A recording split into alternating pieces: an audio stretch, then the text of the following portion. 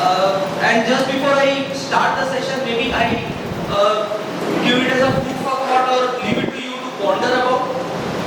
Earthquake में जब होता है, when we see the earthquake, what we do is we give a lot of attention to major structural elements. हमारा जो building का column भी, and I understood that lot of civil engineers are here, so they will be able to understand what I am speaking. So we give a lot of attention to the structural elements. मेरा building में कितना column में कितना दीवार आ रहा है, कितना grade of concrete है, क्या sections है, beams का क्या sections है, we give a lot of attention to that. For example, if it is a multi-story building, if it is a hospital building, मैं बहुत simple बता रहा हूँ hospital का. Since we are majorly discussing about disasters, we generally get admitted in hospital when we are not able to lead our normal life. Our health is not permitting. And you imagine you are lying in a hospital bed. Or I won't take your example. I am lying in a hospital bed, and there is an earthquake. I am stuck. I am not able to run out of my bed and come to a very safe location. ये basic है, हम भाग नहीं सकते. Now, what happens is when I have designed my building for lot of seismic connections and everything with following the given codes, I have left out one component, which are the non-structural elements, जो हमारे दिमाग में आते ही नहीं है इसको design करना है. And what are the non-structural elements? जो एक बिल्डिंग में केबल ट्रेस रन होता है. हॉस्पिटल में बहुत केबल ट्रेस जाते हैं, बहुत एचवीएसी सिस्टम्स जाते हैं, बहुत स्प्रिंकलर पाइप जाते हैं, फायर फाइटिंग पाइप जो हम बोलते हैं, फिर आपका प्लम्बिंग पाइप्स एक्सेट्रा रन करता है. बट मेजरली रन करता है हमारे ये सारे utility system. So these things basically obstruct the escape route or evacuation route अगर ये कोलैप्स होता है. और स्ट्रक्चर बहुत बाद में कोलैप्स होता है क्योंकि स्ट्रक्चर को हम डिजाइन करते हैं so that they don't collapse. ये जो कनेक्शन पॉइंट्स रह जाते हैं जिसको हम डिजाइन नहीं करते. And generally what happens after an earthquake is fire. तो if your safe evacuation is blocked, really expect that you will be able to escape the building in case of a fire following an earthquake? The answer is no. And that's where comes the topic of being prepared. I was discussing in any hazard we are dealing with three aspects. One is the prediction, which we cannot do. One is your preventive measures, and third is being prepared. So ये जो सारे measures हैं, these are all preventive measures. Fire protection में in a building we give a lot of emphasis on sprinklers. हम लोग alarms देते हैं, fire alarms. But what happens in any building? The objective is मेरा इस room में if there is a fire, the killer in any fire incident is not flame. It is always smoke and toxic gases. Smoke travels at a speed of 50 feet per minute, 50 feet per second. So you can also understand what will happen in a building if the smoke is able to propagate from one part of the building to the other. And that's where also comes the concept of passive fire protection, which Arvind will cover in tomorrow's session, and we will also get to understand how this actually works when we do the hands-on demonstration. Coming back to today's session, why we are discussing on post-installed rebar connections today is I will not get into extreme technicals and formulations because that will make the session boring. I have seen a lot of pictographic representations, but in today's context, following earthquakes, following aging of structures, a lot of buildings also call for retrofitting. We are doing a lot of strengthening of existing structures. Column strengthening हो रहा है, beam strengthening हो रहा है. We want to do some modifications of the structures. उसके लिए भी this is the technique which is adopted. I will get into more details when I go to the subsequent slides. And Amandeep sir, Mr. Amandeep Garg sir, he will cover this retrofitting aspect, structural auditing aspect in the sessions after this. And Dr. Vasant Mansakar from IIT Delhi will be taking us through the seismic safety of these non-structural components. And what I will cover is majorly how we should take care of the connections, both for structural retrofitting as well as for the structural and non-structural connections. So that's how the overall flow for the day is. And with that I take you to the presentation. Maybe we keep it a little interactive, otherwise it becomes a monologue and you also will tend to lose interest and I will also not be able to understand the level of delivery. बहुत simple है. I mean we have all heard the term rebar, reinforcement bar. All of us have heard the terms, right? So what exactly is the difference between a post-installed rebar and a normal rebar? It is this. Post-installed rebar में we already have a existing concrete structure. उसमें we cannot do anything in the existing structure. What we have to do is if we have to make any modification, if we have to make any addition, alteration, then we need to put some additional reinforcement bars, and that's where comes this concept. उसमें already क्या चाहिए? हर एक connection के type से we need a reinforcement bar, we need a new concrete, and we have to have an existing concrete. और सारा काम existing concrete पे ही चलता है. I heard a lot of people from PWD, BMRCs, and people who are also in the maintenance. So maintenance work essentially comes with a lot of modifications also. Some little adjustments here and there. So I expect this kind of applications you have encountered in your daily work, but maybe knowingly or unknowingly we have skipped the technicality. So very few examples. We come across these examples a lot of times. People who are working in DMRCs or in other metro projects, they construct these underground metro stations, and these metro stations have a very common applications, even for tunnel, building tunnels, diaphragm walls. And you have to take out a slab. जो हमारा underground metro stations है, there are multiple levels of slabs. The contour slabs, this level slab, the bottom level slab, so roof slab. So there are 4 to 5 levels of slab depending on the type of station. तो वो सारे slabs आते कहाँ से? Generally what happens is couplers are left. And correct me if I am wrong. A lot of times these couplers are misaligned. हम लोग जब diaphragm wall बनाते हैं तो couplers छोड़ जाते हैं और couplers फिर misaligned होते हैं. So in lot of cases these slabs are built on by putting in some reinforcement bars into the existing diaphragm wall. That's one example. Slab connections, architectural buildings. Lot of people follow Vastus, and architects also have a lot of say in how the building gets designed or how the building should look architecturally. So what happens is मेरा एक building already बन चुका है, यहाँ पे मेरा staircase होना था, but depending on the requirement from the client, the changes in the architecture, we change the location of the staircase. तो वहाँ पे क्या होता है? Staircase has to be cast somewhere else. This part of the building has to be closed with a normal slab. मेरा vertical extension, I have built a G+5 story building. मुझे उसको effectively floor area ratio को utilize करने के लिए और बाद में शायद मुझे approval मिला है, I need to extend it vertically. I have to put in some columns. That's where vertical extension comes into picture. Strengthening, I have been talking about retrofitting. तो wall strengthening हो सकता है, column strengthening हो सकता है, beam strengthening हो सकता है. It can be anything. I have a building and I want to put a cantilever balcony. Previously approval नहीं था, बाद में मिला है. तो मुझे थोड़ा सा extend करना है. So that's where these cantilever balconies and slabs are put in. And then for road projects also you have a little bit of a slab widening जहाँ पे मुझे बाद में that part of the roof has to be widened. If I get into the details of every application inside a building possible, maybe staircase needs to be connected, maybe a column needs to be extended, maybe a beam has to be connected to a wall or a column, maybe a slab has to be extended somewhere. Wall can also be erected. मेरा कुछ columns misaligned हुआ है. अब मुझे location change करना है. So how do I take it? Again the same application of taking out a column. We are all dependent on putting new reinforcement bars into existing reinforcement bars, and this is a very important part of any retrofitting or modification project. The application Samandeep sir will still cover about how the retrofitting and all are done, but this I am trying to set a context about the application of how the connection should be designed. आप कोई bridge project पकड़ लो. This is an example of a bridge in Patna. So there were a lot of changes which happened, and it called for extensive rebarring application to strengthen the pier gap, etc. So if you see the lot of extensive reinforcement cage which has been put in at a later point of time to take care or to strengthen the pier. ये वाला जो application आपको दिख रहा है, here the bridge was constructed and left alone for 10 years, and the place where we live, fortunately or unfortunately, वहाँ पे पूरा rebarring, the reinforcement bars were cut off and sold off by some local people.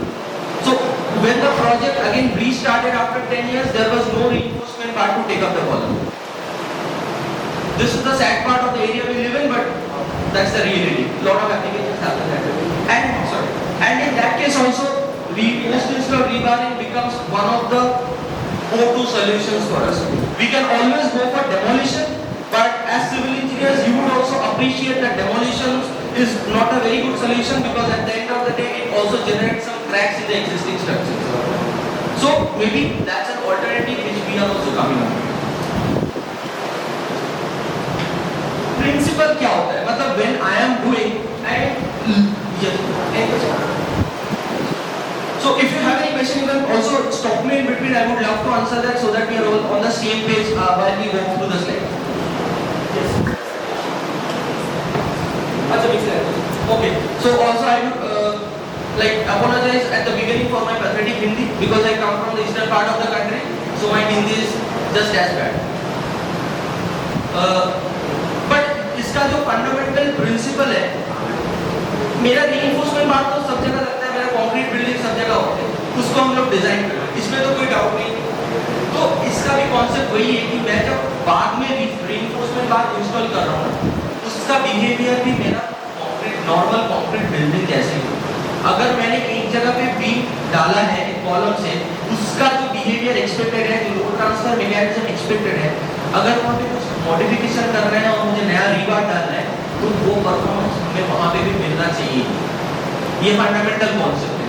इसीलिए ये कोई magic नहीं है, it's all a technology and there are also few misconceptions which are running among many practising engineers, वो भी हम लोग highlight करेंगे with the real time jobs and challenges. Difference कुछ भी नहीं है। कास्टिंग रीबार में क्या होता है, मेरा कंक्रीट होता है और फिर मेरा रीइंफोर्समेंट बार होता है और जो लोड ट्रांसफर या बॉन्डिंग होता है कंक्रीट टू स्टील होता है। यहाँ पे बीच में खाली एक मोटर आता है बिकॉज हम डायरेक्टली वो बेंड करके नहीं डाल सकते, so we take the help of a motor और लोड ट्रांसफरिंग मैकेनिज्म। बस इतना ही डिफरेंस, प्रिंसिपल सेम है, मुझे लोड वही चीज। जैसे हम लोग सोच रहे हैं कि this is all a retrofitting major, addition, extension, integral part तो वो फिर भी है। मेरा एक अगर बाद में मैंने कॉलम एक्सटेंशन किया, ये तो नहीं है कि मेरा कॉलम फिर उतना लोड नहीं लेगा, वो तो फिर मेन बिल्डिंग फ्रेम का ही पार्ट बन रहा है, उतना तो होना चाहिए, वो लोड तो उनका स्टेबिलिटी उतना ही मिलना चाहिए। लेकिन एक्चुअली क्या होता है जॉब साइट में, and this is an example which we face at job sites. People who have worked here, there people from Delhi Metro, PWD, you can also highlight since you have also come across such projects. बहुत common application यार, आपका ये नया rebar है, 16 का rebar है, आप 160 mm तक डाल दो, 200 mm तक डाल दो, 12 का रीबार है तो 100 mm डाल दो, चल जाएगा। ये चल जाएगा वाला कॉन्सेप्ट बहुत कॉमन है। सवाल ये है कि हम लोग इतना ध्यान देते हैं जब हम लोग एक बिल्डिंग इरेक्ट करते हैं, डिजाइन करते हैं, without the structural engineer's approval, you cannot even cast a single bit of a concrete or you cannot even do any kind of a rebar binding. तो जब वही चीज पोस्ट इंस्टॉल में आता है जो एक्चुअली सेम लोड ट्रांसफर करेगा, फिर वो चल जाने वाला अप्रोच क्यों होता है?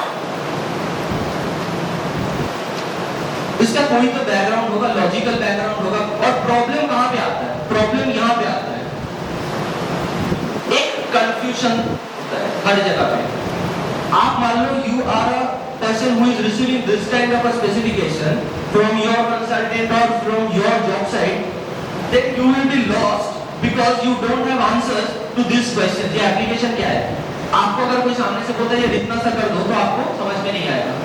कनेक्शन क्या है यार? ये सबको पता है, सिंपली सपोर्टेड कनेक्शन होता है, लैब कनेक्शन या स्प्लाइस कनेक्शन जो हम एक्सटेंड करते हैं या हम लोग रिजिड कनेक्शन बना रहे हैं, क्या है? लोड क्या है? कंक्रीट डायमेंशन क्या है? मैं तो बोल दिया मुझे 300 mm डाल दो, लेकिन मेरा एग्जिस्टिंग कंक्रीट है क्या 300 mm? डाल सकते हैं हम लोग। कंक्रीट ग्रेड क्या है? बहुत इंपॉर्टेंट है। M25 ग्रेड है, M50 ग्रेड है, हम लोग उतना ड्रिल कर सकते हैं, उतना रीइंफोर्समेंट एम्बेड होना जरूरी है। ये कोई आंसर्स होता नहीं है, पूरा चल जाने वाला कॉन्सेप्ट चलता ही है, full thumb rule. And this is a practical scenario. Things are improving, but we are still 60% of the people are still living on this concept. चल जाएगा। और क्यों इम्पोर्टेंट है ये? जस्ट एक छोटा सा बीम बना रहा हूं मैं। एक आपका बीम है जो कॉलम से निकल रहा है, and correct me all the civil engineers, हम लोग डेवलपमेंट लेंथ देते हैं 42D 50D depending on the grade of concrete, depending on the grade of steel, कितना बेंड होना चाहिए, इतना अंदर जाना चाहिए, इतना डिटेलिंग हम करते हैं। बिल्डिंग प्रोजेक्ट्स पे एक जनरल नोट्स ड्राइंग हम लोग रिलीज करते हैं, जहाँ पे इतने बड़े बड़े वर्ड्स में लिखे होते हैं कि इतना डायरी बार होगा तो 25 होगा तो 1000 mm जाएगा, based on the different grades. तो कुछ तो ऑब्जेक्टिव है मुझे, कुछ तो ट्रांसफर वहां से करना है लोड। आप सेकंड साइड को देखो, सेम बीम सेम कॉलम, वहां पे लेकिन मुझे 160 mm पे चलेगा, 200 mm पे चलेगा, वहां पे लोड ट्रांसफर नहीं हो रहा। आप रेट्रोफिटिंग कर रहे हो बिल्डिंग का, ऑलरेडी डैमेज बिल्डिंग है या कुछ एक्सटेंशन कर रहे हो, वहां पे ऑलरेडी थिंग्स आर वीक, फिर भी वहां पे हम लोग चलेगा कॉन्सेप्ट। यहाँ पे 50 नहीं, लेकिन वहां पे 200 mm 150 mm। मैजिक तो कुछ है नहीं, civil engineering is not magic, कोई भी इंजीनियरिंग मैजिक नहीं है, वो तो हम लोग जब engineering judgements best practices detailing से करते हैं। तो कोई तो प्रिंसिपल होगा जो नहीं है आज के दिन। और क्यों जरूरी है? क्योंकि हर एक building and not even building, every structure is unique. You are erecting a G+3 building and someone is doing a G+10 building, those two will not have the same load combinations, different loads acting on the structure। तो आपके concept में अगर 200 mm चलेगा, उनके concept में 200 mm नहीं चलेगा, क्योंकि उनका लोड ज्यादा है। अगर वो अर्थक्वेक प्रोन जोन में है, आपके बिल्डिंग में जितना साइक्लिक लोड आएंगे उनकी बिल्डिंग में उससे ज्यादा है। हर एक केमिकल का एक डिफरेंट बॉन्ड स्ट्रेंथ होता है। You have procured from me and he has procured from some other market model जो होता है, तो दोनों का बॉन्ड स्ट्रेंथ सेम नहीं होगा। तो वो केमिकल डालते हैं कुछ तो रीजन के लिए, थोड़ा सा एडवांटेज मिलता है, उनका बॉन्ड स्ट्रेंथ हाई है, 100% कंट्रीब्यूशन नहीं है, कुछ तो फायदा होता है। और अगर मेरा सीजनिंग जोन है तो क्या सॉल्यूशन है, नॉन सीजनिंग जोन है तो क्या सॉल्यूशन है, ये सारी चीजें देखने के लिए। And if I have to summarise 4 points यहाँ पे बेसिक है। सेफ्टी, जिसके लिए हम लोग यहाँ पे हैं, resilient infrastructure, resilient structures, documentation, everyone understands the need of proper documentation. हम लोग नॉर्मल बिल्डिंग के लिए ड्राइंग्स को बहुत एम्फसाइज करते हैं, approved by, design by, drawn by, सब उस पे स्टैम्प होता है with persons with the organisation. तो बाकी स्ट्रक्चर्स के लिए भी इंपॉर्टेंट है। No legal obligation, we don't want any legal obligations in our project. Recent example, legal obligation, we did not follow the law, we have 2 buildings demolished, a waste of money। कभी structure गिर जाए, that is having even bigger repercussions। और peace of mind, you would not like to have a disturbed night's sleep। आप घर जाके सोना चाहोगे रात को शांति से, तो आपको दिमाग में वो नहीं आना चाहिए यार यहाँ पे मेरा स्ट्रक्चर गिर जाएगा, वहाँ पे क्या हुआ, ये सब नहीं होना चाहिए। तो ब्लेम ये नहीं, we are all engineers, we are all working in the same objective of building safe structures, हमारा हमेशा वही प्रायोरिटी रहता है। तो कहीं ब्लेम गेम नहीं, अरे ये तो उसने दिया है, ये तो इसने दिया है करके। तो जब भी हम लोग करते हैं तो एक कोई भी कंपोनेंट ना, ये रीबारिंग के लिए जस्ट नॉट फॉर रीबारिंग एप्लीकेशंस, ये कोई भी प्रोडक्ट के लिए एप्लीकेबल है। हम लोग जब सीमेंट भी यूज करते हैं, then also we follow certain specifications, उसका भी कुछ डिजाइन कोड्स होता है ना, टेस्टिंग स्टैंडर्ड्स होता है। ओपीसी, पीपीसी, जो भी हम लोग सीमेंट यूज करते हैं, जो भी हम लोग रीबार यूज करते हैं, 500, 550, 600, सबका कुछ बेसिक असेसमेंट्स होता है, टेस्टिंग स्टैंडर्ड्स होते हैं, जिसके बेसिस पे we are following it. 1786 standard होता है, IS 1786 रीबार के लिए। तो सबका एक बेसिक टेस्टिंग स्टैंडर्ड होता है, जिसके बेसिस पे इट्स क्वालिफाइड। आप भी हो, you are engineer because you have qualified a degree, you have earned that degree from the college and then you are qualified engineer. जब तक आप 4th ईयर में, you are not a qualified engineer. वो degree, वो qualification का importance है। Second is हम लोग क्या design, are we following the right design practices. And उसके बाद सब तो हो गया, लेकिन साइट में इंस्टॉल कैसे किया। We can spend a lot of time discussing and debating on the table, पर साइट पे इफेक्टिव डिजाइनिंग हुआ है, इंस्टॉलेशन हुआ है कि नहीं हुआ है, वो सबसे इंपॉर्टेंट। अगर मैं पहली ऑब्जेक्टिव्स की बात करूं, बहुत simple, I will try to make it as simple as I can. Though I know this is more of a technical topic, but still I will try to make it very simple. And it starts with the design life. I hope all of us understand the significance of design life. जैसे infrastructure project में design life requirement होता है 100 years, building projects में design life requirement is 50 years, temporary structures में sometimes next 10 years 25 years भी होता है.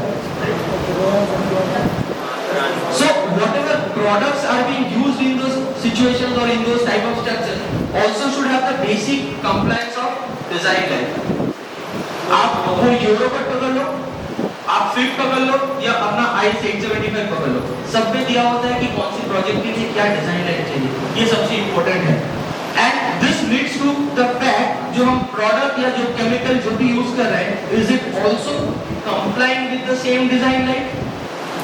उसका भी 100 इयर्स है, हम लोग मेट्रो में यूज कर रहे हैं. Does the product have 100 year design line? वो 100 ईयर तक सस्टेन कर पाएगा अगर जो एप्लीकेशंस आते हैं उतना टाइम तक उसका लोड कैरिंग कैपेसिटी सेम रहेगा नहीं रहेगा. दिस इज इंपॉर्टेंट, वो हमें समझना जरूरी है. तभी जाके वी शुड बी यूजिंग और we should be applying any kind of solution. I don't see a product but it's a solution. आप सीमेंट वैसे यूज नहीं करोगे कहीं से भी लाके, आप रीइंफोर्समेंट बार वैसे यूज नहीं करोगे. आपको अगर प्लास्टिसाइजर यूज करना है आप वो नहीं करोगे, वाटरप्रूफिंग आप नहीं करोगे, बेसिक चीजें आप फिर भी देखोगे. So why ignorance in this part? This is also forming part of your building और योर स्ट्रक्चर.